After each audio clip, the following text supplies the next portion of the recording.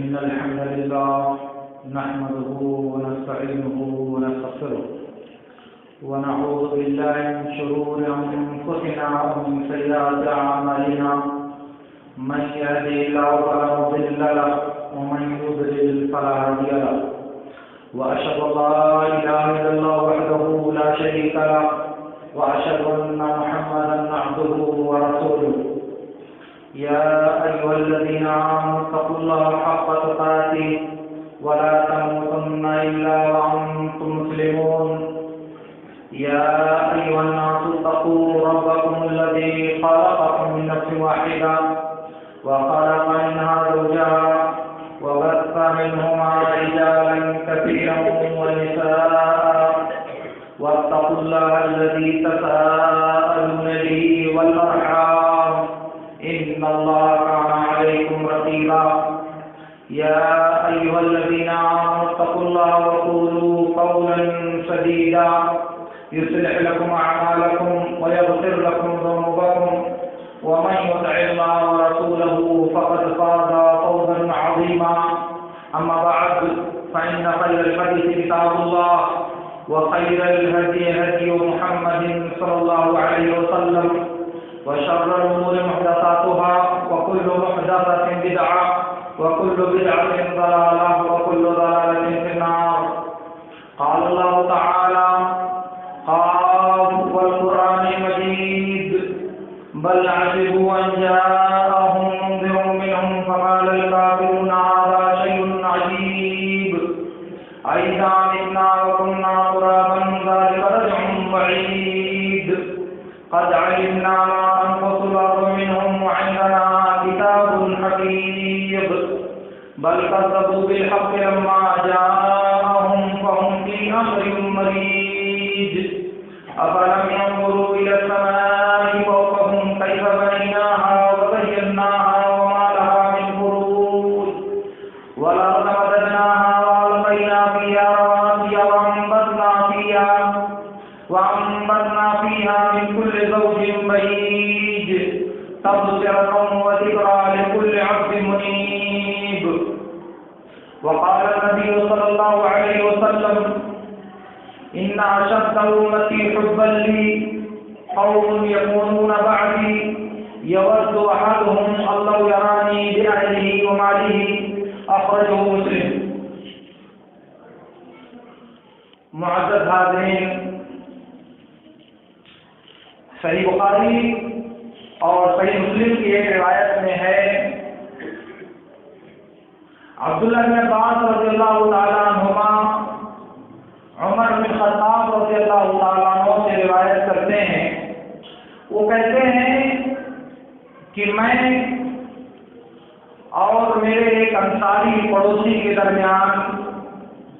یہ معاہدہ طے پایا تھا کہ ایک دن میں اللہ کے نبی صلی اللہ علیہ وسلم کی مجلس میں حاضر ہوں گا اور صبح سے لے کر شام تک جو وحی نازل ہوگی، شریعت کے جو احکام نبی صلی اللہ علیہ وسلم بیان فرمائیں گے اس کا پورا علم لا کر کے میں تم کو بتاؤں گا، اور اگلے دن تم دربار رسالت میں حاضر ہوگے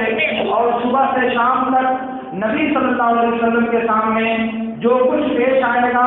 جو قرآن نازل ہوگا، جو شریعت نازل ہوگی، اس کے بارے میں تم آ کر مجھے خبر دو گے. کا اتفاق سے ایک دن عشاء کے بعد میں سو رہا تھا کہ اتنے میں کسی نے بہت شدت کے ساتھ، بہت سختی کے ساتھ دروازہ پیٹا. میں سو گیا تھا، میری آنکھ کھلی تو آ کر کے دروازہ کھولا تو دیکھا کہ وہ میرا انصاری بھائی دروازے پر کھڑا ہے. کہا کہ عمر بہت غضب ہو گیا. کہا کیا ہوا؟ کیا رومیوں نے مدینے پر حملہ کر دیا ہے؟ کہا اس سے بھی بڑی بات ہو گئی. کہا کیا ہوا؟ کہا اللہ کے رسول صلی اللہ علیہ وسلم نے اپنی بیویوں کو طلاق دے دیا. عمر بن خطاب رضی اللہ تعالیٰ عنہ نے کہا کہ میں نے کہا کہ یہ تو ہونے ہی والا تھا. میں نے اپنی بیٹیوں کو متنبہ کیا تھا کہ تم لوگ اللہ کے رسول صلی اللہ علیہ وسلم سے ان کی وسعت سے زیادہ نال و نفع کا سوال مت کرو، ورنہ اللہ تعالیٰ اپنے نبی کی ناراضگی کی وجہ سے تم سے ناراض ہو جائے گا۔ عمر بن خطاب کہتے ہیں کہ پھر میں سو گیا، پھر فجر سے پہلے اٹھا، کپڑا سمیٹا اور جا کر کے مسجد میں فجر کی نماز پڑھی۔ اللہ کے رسول صلی اللہ علیہ وسلم اس وقت مسجد میں نہیں تھے، مسجد سے تھوڑا ہٹ کر کے ایک بالا خانے میں اللہ کے نبی صلی اللہ علیہ وسلم وہاں تشریف رکھتے تھے۔ نماز کے بعد مسجد میں دیکھا کہ صحابہ کرام کا ایک جمگٹا منبر کے پاس بیٹھا ہوا ہے، وہ سب آپس میں گفتگو کر رہے ہیں۔ میں آیا، تھوڑی دیر بیٹھا، پھر اللہ کے رسول صلی اللہ علیہ وسلم کے دروازے پر گیا اور وہاں ایک بچہ بیٹھا ہوا تھا۔ میں نے اس سے کہا کہ اللہ کے رسول صلی اللہ علیہ وسلم سے بولو کہ عمر آئے ہیں اور وہ اجازت چاہتے ہیں آپ سے۔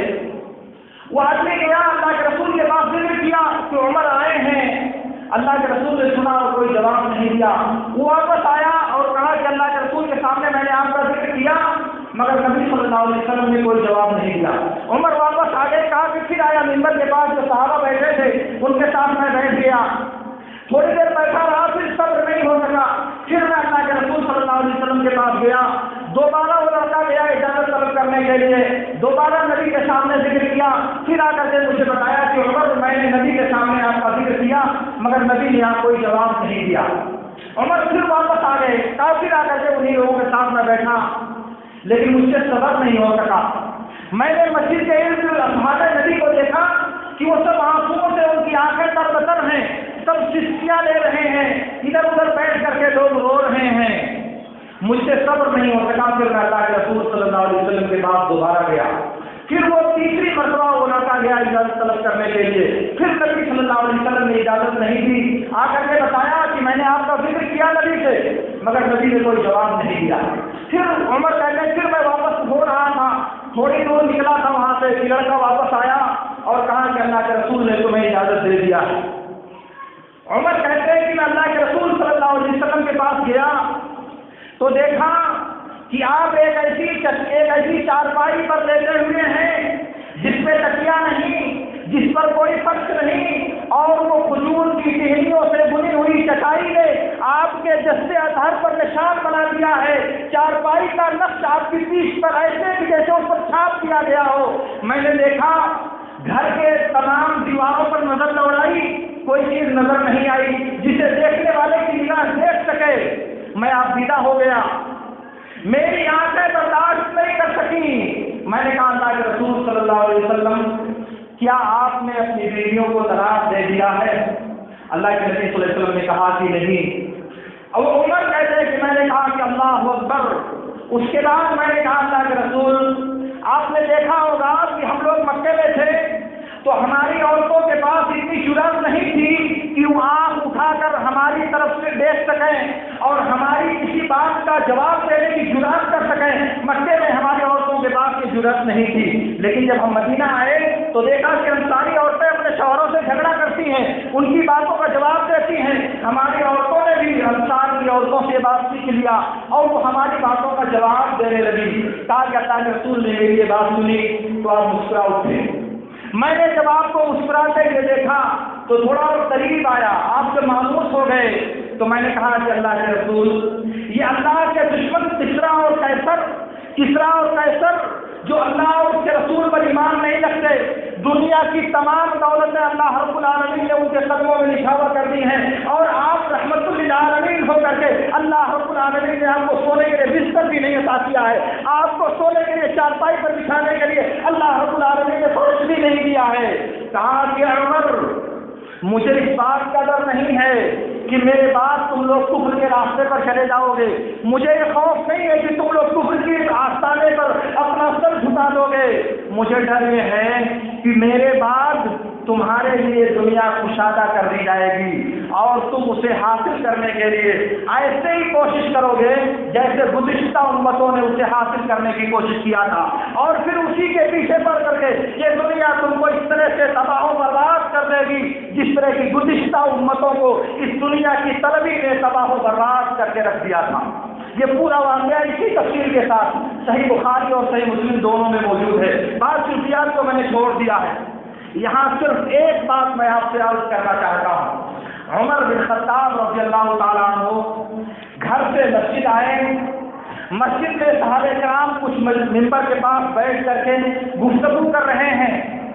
نبی صلی اللہ علیہ وسلم کا جو واقعہ پیش آیا اس کے بارے میں سبھی دھارے خیال کر رہے ہیں، مگر مسجد کے ارد گرد اصحاب نبی کھڑے ہو کر کے آنسو بہا رہے ہیں۔ یہ ادھر رو رہے ہیں، وہ ادھر رو رہے ہیں۔ ابو بکر اگر روئیں تو سمجھ میں آتا ہے کہ ان کی بیٹی عائشہ ام المومنین ہے، عمر اگر آنسو بہائیں تو سمجھ میں آتا ہے کہ ان کی بیٹی حفصہ ام المومنین ہیں۔ لیکن دوسرے صحابہ کس بات پر آنسو بہا رہے تھے؟ دوسرے صحابہ کے رونے کا سبب کیا تھا؟ آخر دیگر صحابہ کرام کو پریشانی کیا تھی؟ کیوں سب رو رہے تھے؟ میرے دوستوں، میرے عرض کرنے کا مطلب یہ ہے کہ محمد الرسول اللہ صلی اللہ علیہ وسلم کی ذات کو صدمہ پہنچا، نبی صلی اللہ علیہ وسلم کے دل کو تکلیف پہنچی، اس تکلیف کو اصحاب نبی برداشت نہیں کر سکتے، نبی کو صدمہ پہنچا، چوٹ لگی ہے نبی کے دل پر اور آنسو گر رہا ہے محمد الرسول اللہ صلی اللہ علیہ وسلم کے دیوانوں سے، آنکھیں بہ رہی ہے محمد الرسول اللہ صلی اللہ علیہ وسلم کے ساتھیوں کی۔ اسے کہا جاتا ہے محبت، اسے کہا جاتا ہے عقیدت، اور اس کا نام ہے والہانہ لگاؤ۔ ورنہ جذبات کی رو میں اور جذبات کی آتش میں جل کر اپنے ایمان و عقیدے کا سودا کر لینا یہ تو بہت آسان سی بات ہے، لیکن نبی صلی اللہ علیہ وسلم نے جو تربیت دی تھی، نبی صلی اللہ علیہ وسلم نے محبت کا جو انداز سکھایا تھا، اس کی ایک نظیر یہ ہے جسے بخاری اور مسلم نے ہمارے لیے محفوظ کر کے رکھا ہے۔ صحیح بخاری کی ایک دوسری روایت میں ہے، وہ بہت لمبی حدیث ہے لیکن اس کا ایک ٹکڑا میں آپ کے سامنے ذکر کرتا ہوں۔ جابر بن عبداللہ رضی اللہ تعالیٰ عنہ کہتے ہیں کہ ہم لوگ خندق کھود رہے تھے۔ خندق کا مطلب کہ سن 5 ہجری میں یہ غزوہ پیش آیا ہے، یا بخاری کی بات مانی جائے تو سن 4 ہجری میں یہ غزوہ پیش آیا ہے۔ کہا کہ ہم لوگ خندق کھود رہے تھے، خندق کھودنے کے درمیان کھدائی میں ایک چٹان پڑی، اس چٹان کو جب ہم توڑتے تھے تو ہماری کدال پھسک جاتی تھی، وہ ٹوٹتا نہیں تھا وہ چٹان۔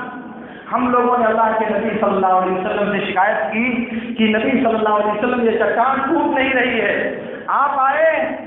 اور آپ نے کدال لیا، کدال لے کر جب اس چٹان پہ مارا تو وہ چٹان ٹکڑے ٹکڑے ہو گیا۔ حدیث کا لفظ فکان کثیبا احیل، وہ بالکل ریت کے تولے کی طرح سے ٹکڑا ٹکڑا ہو کر کے بالکل نرم ہو گیا۔ کثیب کہا جاتا ہے ریت کے تولے کو۔ اس کے بعد ہم لوگ 3 دن سے بھوکے تھے، ہم لوگوں نے 3 دن تک کھانا نہیں کھایا تھا، اور نبی صلی اللہ علیہ وسلم نے اپنے پیٹ پر 2 پتھر باندھ رکھے تھے۔ میں نے نبی صلی اللہ علیہ وسلم کی حالت دیکھی تو نبی صلی اللہ علیہ وسلم سے اجازت لے کر گھر واپس آیا، اپنی بیوی سے کہا، جابر بن عبداللہ، ایک کمسن بچہ جو 2 سال پہلے غزوہ احد میں شریک نہیں ہو سکے تھے کیونکہ بچے تھے، اس لڑائی میں شرکت کی عمر ان کی نہیں تھی، اب اس وقت اگر طے کر لیا جائے کہ جابر بن عبداللہ حد سے حد 17 یا 18 سال کا ایک نوجوان بچہ تھا، 18 سال کا ایک کمسن بچہ آتا ہے اپنے گھر، اپنی بیوی سے کہتا ہے، تمہارے پاس کھانے کا کوئی سامان ہے؟ میں نے اللہ کے رسول صلی اللہ علیہ وسلم کے چہرے پر بھوک کے آثار دیکھے ہیں، میں نے نبی صلی اللہ علیہ وسلم کو ایسی کیفیت میں دیکھا ہے جس کو میں برداشت نہیں کر سکتا۔ رأیت فی وجہ رسول اللہ صلی اللہ علیہ وسلم وجوعا، رأیت علی رسول اللہ صلی اللہ علیہ وسلم شیئا لا اصبر عنہ، میں نے نبی کے چہرے پر بھوک دیکھی ہے، وہ میں برداشت نہیں کر سکتا، وہ میں صبر نہیں کر سکتا اس پر، اس کے تحمل کی طاقت میرے اندر نہیں ہے، تمہارے پاس کھانے کے لیے کچھ ہے؟ کہا کہ 1 سا جو ہے اور ایک بکری کا چھوٹا سا بچہ ہے، اگر تم ایسا کرو کہ جا کر نبی صلی اللہ علیہ وسلم کے کان میں کہو کہ ہمارے پاس تھوڑا سا کھانا ہے، آپ اور آپ کے چند صحابہ چلیں تو اسودہ ہو جائیں گے، اور جا کر کے تم اللہ کے نبی سے تنہائی میں سرگوشی میں کہنا، لوگوں کے سامنے تم بات مت کر، نبی بھی سمجھا رہے ہیں شوہر کو۔ کہا کہ ٹھیک ہے، گئے چپکے سے اللہ کے نبی صلی اللہ علیہ وسلم سے کہا کہ اللہ کے نبی صلی اللہ علیہ وسلم ایسا معاملہ ہے، اللہ کے نبی نے اعلان کر دیا، یا اہل الخندق قد صنع لکم جابر سورا، اے خندق والو، جابر نے تمہارے لیے کھانا پکایا ہے، چلو تم سب لوگ۔ اب جابر کو کاٹو تو بدن میں خون نہیں ہو، ٹھکانے ان کا نہیں، جلدی آئے اور اللہ کے نبی صلی اللہ علیہ وسلم نے جابر سے کہا کہ تم پہلے چلو اور جا کر کے اپنی بیوی سے کہہ دو کہ وہ کھانا اس وقت تک نہیں پکائے گی جب تک میں آ نہیں جاتا، آٹا بوجھے گی، ہانڈی کے چولہے پر رکھ دے گی، لیکن میرے آنے سے پہلے اس میں کچھ نہیں ڈالے گی۔ اللہ کے نبی صلی اللہ علیہ وسلم سے پہلے جب جابر پہنچے، جابر نے بتایا کہ اللہ کے رسول پورے خندق کو لے کر کے آ رہے ہیں، دل سخت غصہ ہوئی۔ میں نے تم کو سمجھا کے بھیجا تھا نا کہ جا کر کے چپکے سے کہنا اللہ کے رسول سب لوگوں کو لے کر کے آئیں گے، آپ غصہ ہو جائیں گے کہ بچیں گے، ہماری تو عزتی ہو جائے گی سارے صحابہ کے سامنے۔ کہا تم گھبراؤ نہیں، میں نے ایسے ہی کہا تھا جیسے تم نے کہا تھا، وہ تو اللہ کے رسول نے اپنی طرف سے سب کو بلا لیا ہے۔ تو اس مومنہ عورت نے کہا فاللہ ورسولہ اعلم، تب کوئی بات نہیں ہے، جب تم نے ایسے کیا تھا تب آنے دو، اللہ اس کے رسول کو زیادہ علم ہے کہ کیا ہونے والا ہے۔ اس کے بعد نبی صلی اللہ علیہ وسلم گھر پہنچے، یہ پورا واقعہ اسی طرح صحیح بخاری میں ہے، ذرا دیکھیے گا۔ اللہ کے نبی صلی اللہ علیہ وسلم جس جابر کے گھر پہنچے تو کہا کہ اپنی پڑوسی عورتوں کو بلاؤ جو تمہارے ساتھ روٹی پکانے میں تمہارا ہاتھ بڑھا سکے، اور ان سے کہا کہ تم روٹی لے کر تیار کرو۔ روٹی پکنے لگی، آپ نے اس سے دعا کیا اور پھونکا اس آٹے میں، اور پھر اس کے بعد بکری کا جو گوشت، بکری کے بچے کا گوشت جو تیار کیا گیا تھا وہ ہانڈی میں ڈالا اور اس میں آپ نے دعا کر کے پھونکا اس میں، اور اس کے بعد پھر کہا کہ 10 کو لاؤ اور کھانا کھلاؤ۔ 10 آتے گئے، کھانا کھاتے گئے اور نکلتے گئے۔ جابر کہتے ہیں کہ ان کی تعداد 1000 تھی، ان کی تعداد 1000 تھی، اس 1000 لوگوں نے وہ کھانا کھایا، اور آٹا جیسے تھا ویسے ہی روٹی پکتی رہی، ہانڈی پر گوشت جو تھا وہ گوشت ویسے ہی پکتا رہا، اس میں سے ذرا بھی کمی نہیں ہوئی، اور سب کے سب آسودہ ہو کر کے واپس چلے گئے۔ یہ پورا واقعہ اسی طرح سے ہے، لیکن میں یہاں جو بات آپ کو بتانا چاہتا ہوں وہ صرف اتنی سی بات ہے کہ جابر بن عبداللہ رضی اللہ تعالیٰ عنہ 17-18 سال کا ایک بچہ نبی اکرم صلی اللہ علیہ وسلم کے روح انور کو دیکھ کر اسے برداشت کرنے کی تاب اپنے اندر نہیں رکھتا، اسے یہ صبر نہیں ہے کہ میرا نبی بھوکا ہے، بھوک کی شدت سے تڑپ رہا ہے، اس کے چہرے پر بے قراری کے آثار نظر آ رہے ہیں، اور خود وہ بچہ 3 دن سے کچھ نہیں کھایا، خود وہ کم سے بچہ کہہ رہا ہے کہ ہم لوگوں نے 3 دن سے کوئی کھانا نہیں چکھا تھا۔ اس کو اس کی پرواہ نہیں ہے کہ میں بھوکا ہوں، اس کو اس کی کوئی فکر نہیں ہے کہ میں بھوک سے مر رہا ہوں، بھوک سے تڑپ رہا ہوں، بھوک سے میرا عالم کیا ہے، اس کی کوئی پرواہ نہیں۔ اس کو فکر ہے تو محمد الرسول اللہ صلی اللہ علیہ وسلم کی، اس کو اگر غم ہے تو محمد الرسول اللہ صلی اللہ علیہ وسلم کے بھوکا ہونے کا، اگر اس کو تڑپ ہے تو نبی صلی اللہ علیہ وسلم کے بھوک کی، اور اپنی بیوی سے کہہ رہا ہے کہ میں اسے برداشت نہیں کر سکتا، میں اسے تحمل نہیں کر سکتا۔ جو نبی صلی اللہ علیہ وسلم کی کیفیت میں نے دیکھی ہے، یہ ہے اصحاب نبی کی محبت کا ایک ہلکا سا آئینہ، ورنہ اس طرح کی باتیں تو سیرت کے ذخیرے میں بھری پڑی ہے۔ لیکن میں آپ سے کہنا چاہتا ہوں میرے دوستو، نبی صلی اللہ علیہ وسلم نے کہا، صحیح مسلم کی روایت میں ہے کہ میری امت کا مجھ سے سب سے سخت اور سب سے زیادہ محبت کرنے والے وہ لوگ ہوں گے جو میرے بعد آئیں گے، مجھ سے سب سے زیادہ محبت کرنے والے وہ لوگ ہوں گے جو میرے بعد آئیں گے، اور ان میں سے ایک آدمی اس بات کی تمنا کرے گا کہ کاش وہ مجھے دیکھ لیتا اور دیکھنے کے بدلے میں اپنی اہل و عیال اور اپنی مال و جائیداد سب قربان کر دیتا، دنیا کی ساری نعمتیں نچھاور کر دیتا، دنیا کی ساری ناز و نعمت کو قربان کر دیتا، مگر ایک مرتبہ روح انور کو دیکھ لیتا، ایک مرتبہ چہرے مبارک پر نظر ڈال دیتا، اس کی نظر میں دنیا کی تمام چیزوں سے زیادہ یہ بات محبوب اور پسندیدہ ہوگی۔ نبی کو دیکھنے کی طرف اس کے دل میں اتنی زیادہ ہوگی، 10 بیٹے ہیں، 4 بیویاں ہیں، مال و دولت کا ذخیرہ اللہ رب العالمین نے دیا ہے، دنیا کی ساری جائیداد اللہ تعالیٰ نے اسے دے دیا ہے، مگر اس کا کوئی وزن نہیں اس کی نظر میں، اس کا کوئی وقار نہیں اس کی نظر میں۔ تمنا ہے تو یہ ہے کہ اگر ایک نظر روح انور پر پڑ جاتی، آرزو ہے تو یہ ہے کہ اگر ایک مرتبہ نبی کا دیدار حاصل ہو جاتا تو پھر کوئی پرواہ نہیں ہوتی۔ آپ ذرا سوچیں نبی کی محبت میں اصحاب نبی نے فدائیت کا یہ مظاہرہ کیا، نبی کی محبت میں اصحاب نبی نے یہ قربانیاں دی،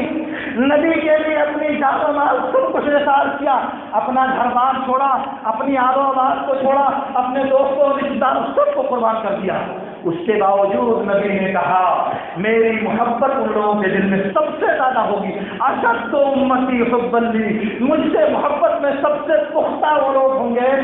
جو میرے بعد آئیں گے۔ وہ بعد والے صحابہ نبی نہیں ہوں گے، وہ نبی کے صحابہ کرام نہیں ہوں گے، لیکن کہا کہ ان کو مجھ سے ان سے زیادہ محبت ہوگی۔ کیا آرزو کریں گے؟ دنیا کی ساری دولت قربان کر دی جائے، آل و عیال، بیوی اور بچے، ماں اور باپ، بھائی اور بند، دنیا کے جتنے رشتے ہیں سب کو قربان کر دیا جائے۔ اللہ نے جتنی دولت دیا ہے، اللہ رب العالمین نے جتنی جائیداد سے نوازا ہے، اگر اسے پوری دنیا کی دولت مل جائے جو کسی ایک انسان کو ملنا ممکن نہیں ہے، تب بھی وہ سب کچھ قربان کر دینے کے لیے تیار ہوگا،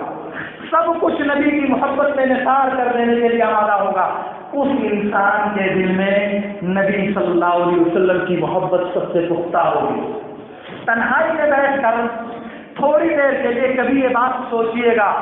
اپنے ضمیر سے پوچھئے گا، اپنے دل سے شہادت طلب کیجئے گا، کیا نبی کی محبت سے مغلوب ہو کر، نبی کی عقیدت کے شکار ہو کر کبھی یہ آرزو پیدا ہوئی دل میں کہ کاش نبی صلی اللہ علیہ وسلم کے روح انور کو دیکھنے کا شرف مل جاتا، کاش یہ توفیق دیتا رب العالمین کہ نبی صلی اللہ علیہ وسلم کے روح انور پر ایک اچھتی ہی نظر پڑ جاتی، کبھی ایک ہی مرتبہ نبی کے چہرے کی رویت کا شرف حاصل ہو جاتا۔ کبھی یہ آرزو پیدا ہوئی دل میں، کبھی یہ طلب دل میں اٹھی، اور ایسا اس لیے نہیں ہے کہ ایسے ہی نبی صلی اللہ علیہ وسلم نے بات کہہ دیا، ایسا اس لیے ہے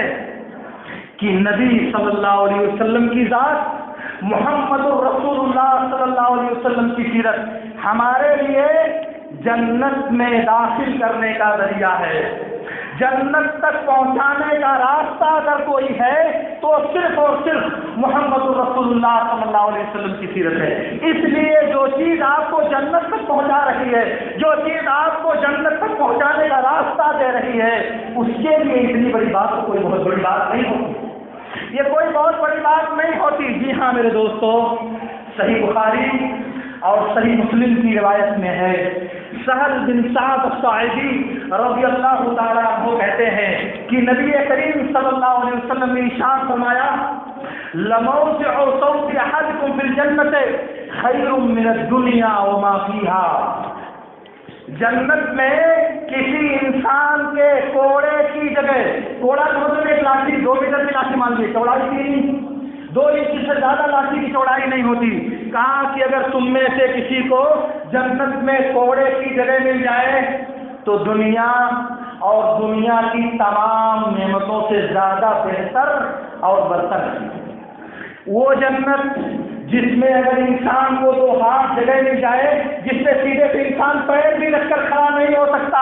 اگر وہ جگہ انسان کو جنت میں مل جائے تو دنیا کی تمام نعمتوں، دنیا کی تمام حکمتوں اور دنیا کی تمام دولتوں سے زیادہ افضل، برتر اور بہتر ہے وہ جنت۔ اس جنت میں پہنچانے کا سبب کون ہے دنیا میں؟ وہ محمد الرسول اللہ صلی اللہ علیہ وسلم۔ کبھی سنجیدگی کے ساتھ آپ اس حقیقت پر غور کرنے کی کوشش کیجیے گا، دنیا میں نبی کا کلمہ ہم بھی پڑھتے ہیں، نبی کے کلمے پر ایمان لانے کا دعویٰ ہم بھی کرتے ہیں، نبی کے لیے سرفروشی کا دعویٰ ہم بھی دنیا کے سامنے پیش کرتے ہیں، مگر عملی اعتبار سے نبی سے محبت کرنے میں، نبی کے لیے اپنی دل کی عقیدت اور گہرائی کو پیش کرنے میں ہمارا شمار کس درجے میں ہوتا ہے؟ ہم کہاں ٹھہرے ہوئے ہیں نبی کی محبت میں؟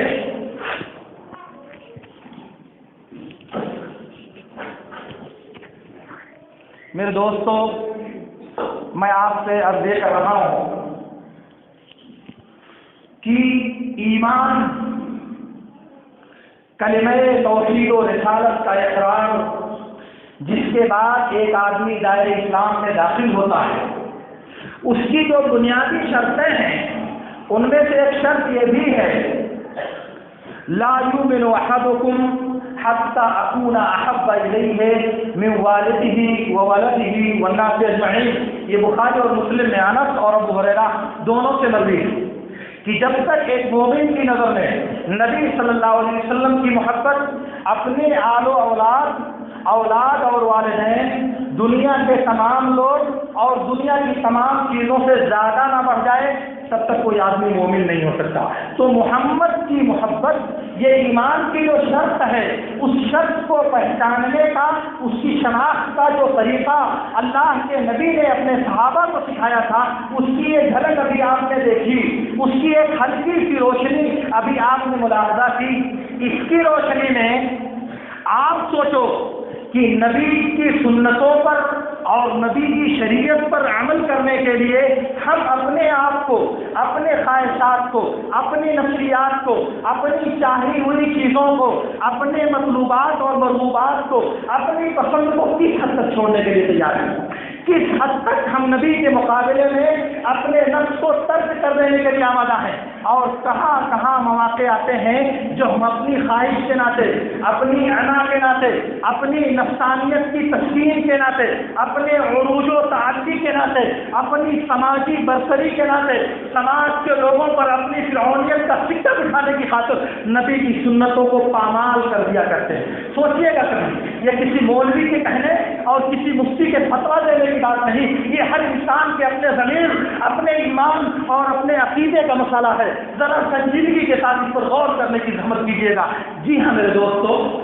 محبت جب پائی جاتی ہے، جب عقیدت پائی جاتی ہے، تو محبت کے ساتھ دنیا کا ہر عمل، بڑا سے بڑا عمل انسان کو انتہائی آسان، انتہائی سہل معلوم ہوتا ہے. ذرا بھی دشواری نہیں ہوتی محبت کے ساتھ محبوب کی پسندیدہ چیزوں پر عمل کرنے میں، محبت کے ساتھ محبوب کی رضا تلاش کرنے میں، دشواریوں کو جھیلنے میں کبھی دشواری پیش نہیں آتی دنیا میں. یہ محبت جب دل میں بیٹھتی ہے، یہ محبت جب دل میں گھر کر دیتی ہے، تو انسان کو بے کل بنا دیتی ہے، انسان کو بے چین بنا دیتی ہے. محبوب کی رضا تلاش کرنے کے لیے انسان کے پیر کبھی زمین پر نہیں ٹکتے. محبوب کی چیز سے راضی ہوگا، اس کی رضامندی تلاش کرنے کے لیے انسان کو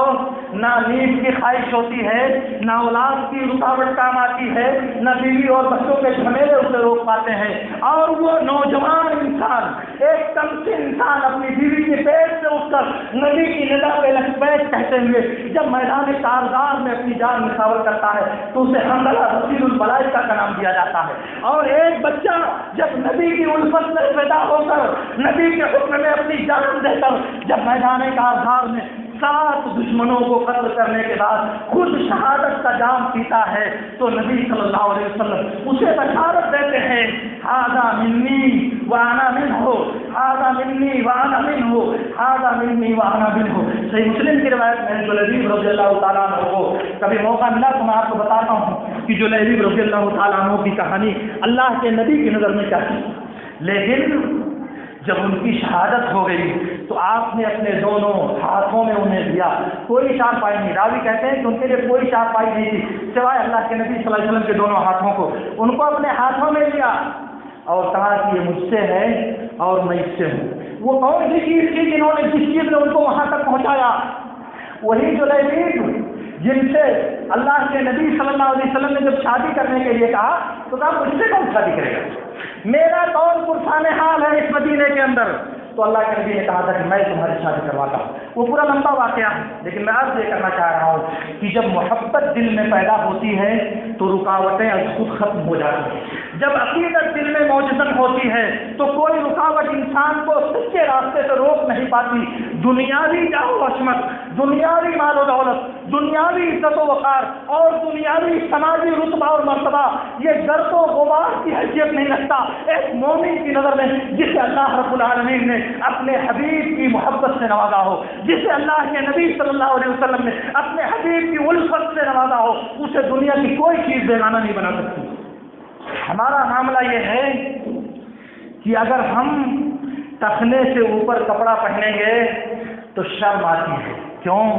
دنیا والے کیا کہیں گے؟ ابھی بچہ ہے، کمسن ہے اور ٹخنے سے اوپر کپڑا پہنتا ہے. دنیا والوں کا اتنا ڈر ہے، مگر یہ ڈر نہیں ہے کہ میرے حبیب صلی اللہ علیہ وسلم کا اگر اسی طرح سے سامنا ہو جائے تو ہم کیسے آپ کو منہ دکھائیں گے؟ یہ ڈر نہیں ہے. ہم کو چہرے پر داڑھی رکھتے ہوئے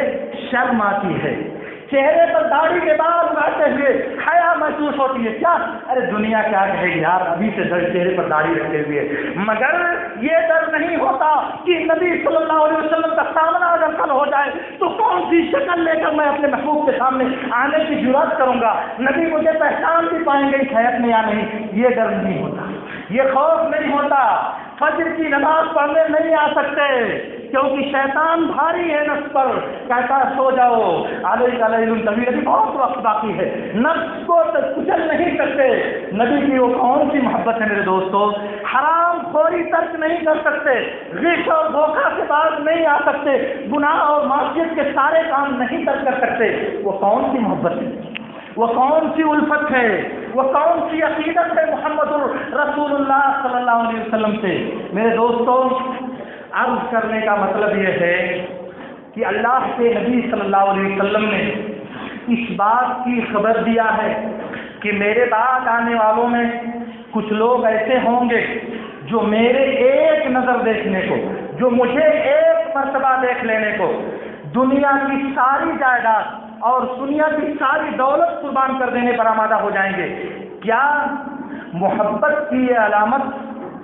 محبت کی یہ نشانی ہماری زندگی میں کبھی پائی گئی؟ زندگی کے کسی موڑ پر اور زندگی کے کسی لمحے میں چند ہی ساعتوں کے لیے صحیح کبھی یہ جذبہ ہمارے دل میں برپا ہوا؟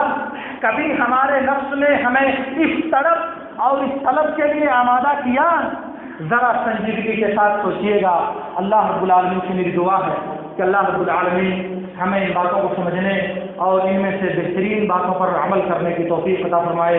وآخر دعوانا ان الحمد للہ رب العالمین. اقول لكم ما تسمعون واستغفر الله لي